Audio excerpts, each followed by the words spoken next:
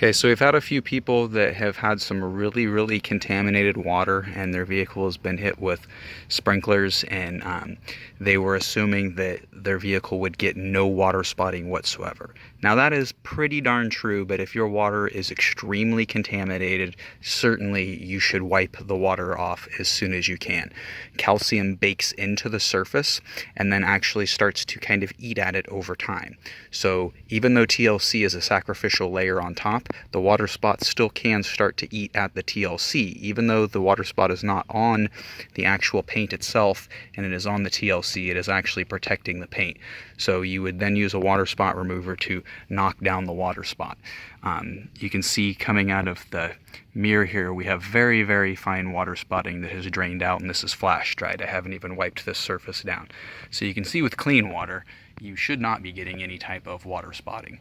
But if you have dirty water, certainly the calcium will leave a white ring. We can't really do anything to take the calcium out of the water, and that's what's leaving the spot.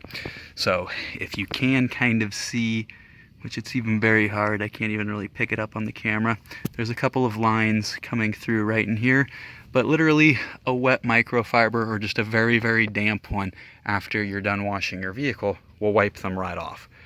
So don't get too concerned.